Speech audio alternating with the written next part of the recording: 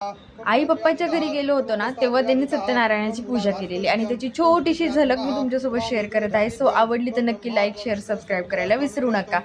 तर चला दाखवते.